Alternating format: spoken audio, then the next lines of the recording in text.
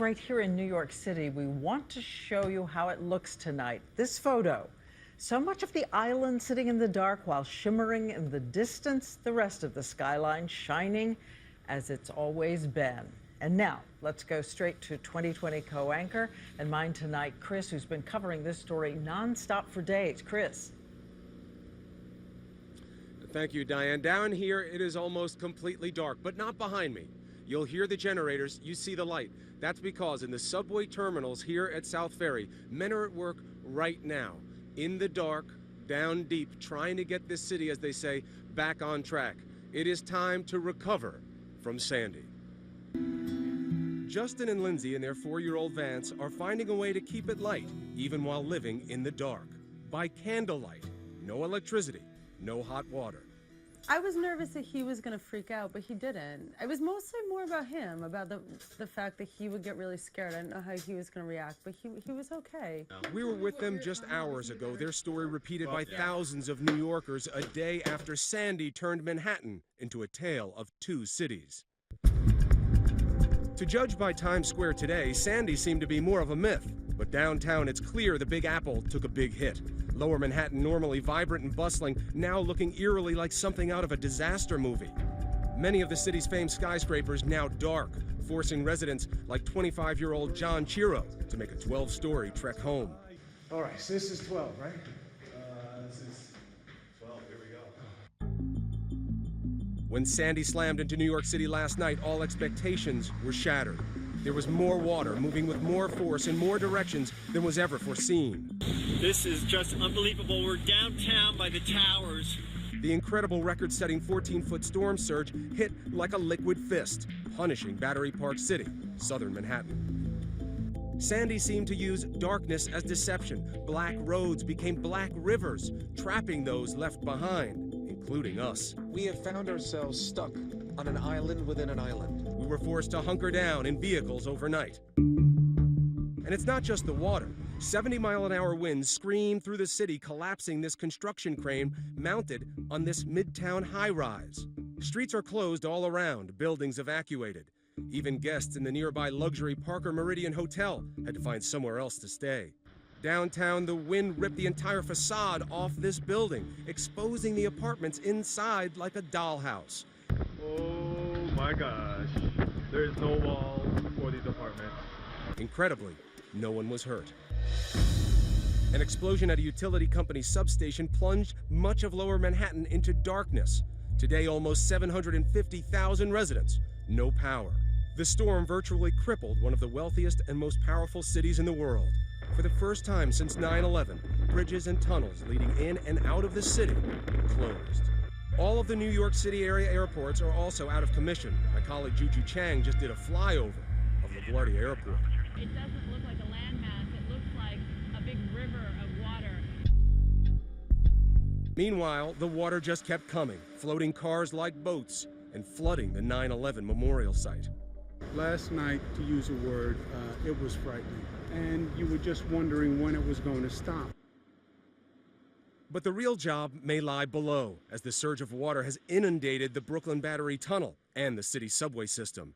We went into the labyrinth of debris, water, and damage that are the city's subways, with MTA official Joe Leader. This wall here is from down here. That's how much the water pressure was. Oh, man, it's got to weigh 200 pounds. The subways are the vital arteries that keep Manhattan alive, and right now most of the downtown tracks and all of the tunnels leading off the island are flooded. These are the stairs going down into the subway, and this is a wall of water. Actually, this is about 3 levels. This is a complete disaster. You are calm. Why? You just roll with the punches. I mean, we know what we can do. We will get the city back as quickly as possible. Hollywood has always had a fascination with the effect of a mass calamity on New York City, from natural disasters to a man-made plague, or even an alien invasion.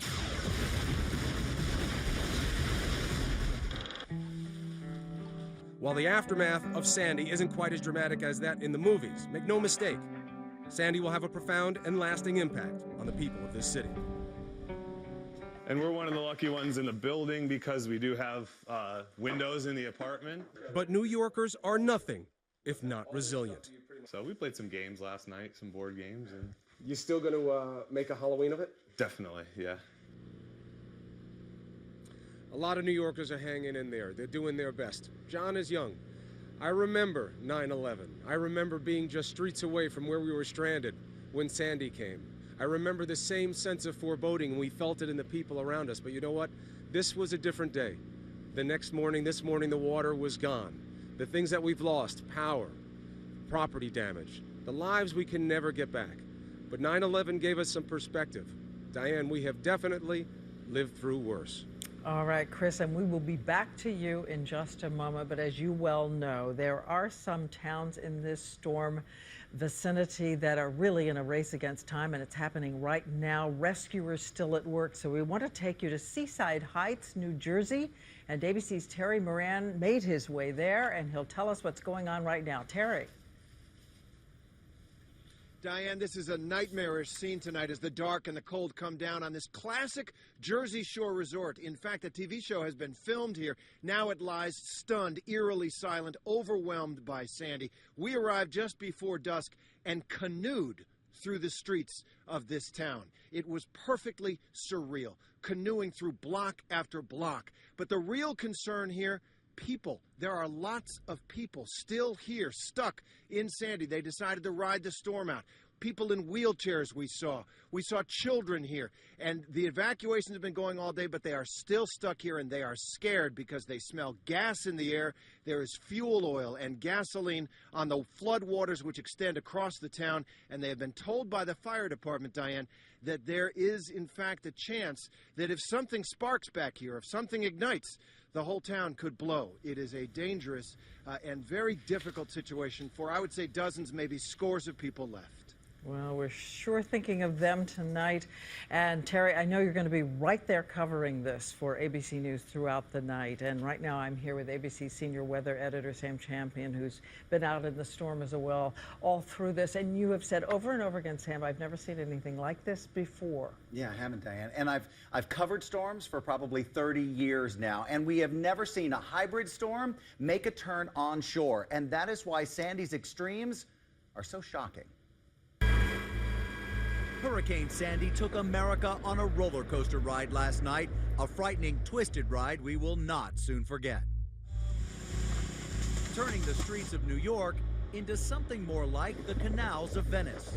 We are standing at the rolling water laps over the edge here. There's already a little white cap there. And giving us images of the Jersey Shore that remind us of the tsunami in Japan. But what made this hurricane so powerful? It's been called the perfect storm, or superstorm.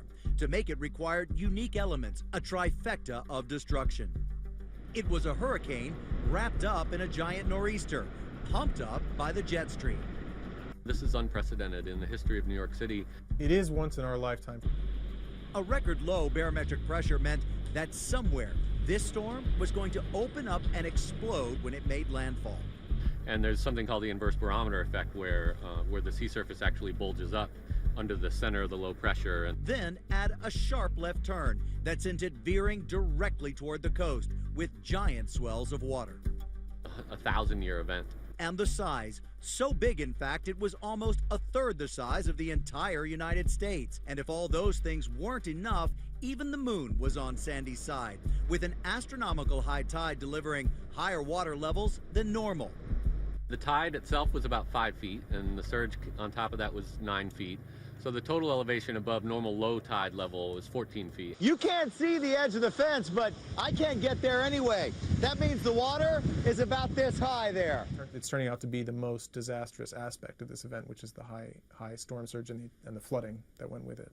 A storm so unique it lured storm chasers from as far away as Oklahoma, hoping to study its power.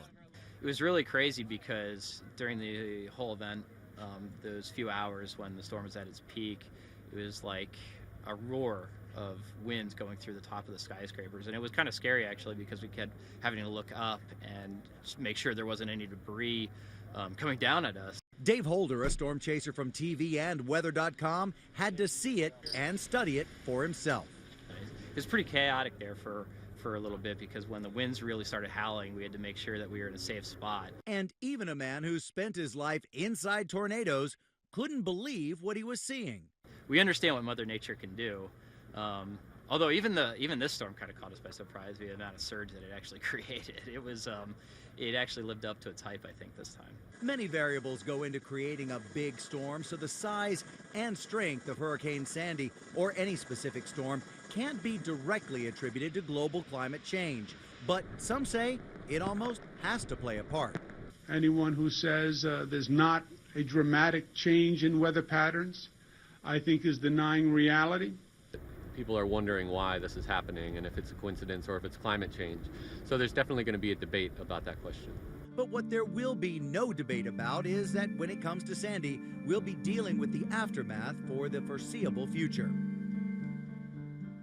How a storm like this can change even the coastline always amazes me. Take a look at this picture. I think we're going to show you Atlantic City and just how the boardwalk there is gone and everything along that beach that is so familiar to people. But Diane, here's something else that's surprising. Normally when a storm goes by like this, it gives you clear skies to clean up after. This storm is going to be working through Pennsylvania, working through New York State, and finally by the end of the week, coming out in Canada and exiting probably in those Canadian Maritimes. But the entire time, the zone that was hit by Sandy will still be feeling those tropical storm force winds, even some rain, and now it's getting a kickback of snow. We've got feet of snow in the mountains. A hurricane blizzard of snow up in the mountains. Okay, Sam, thank you.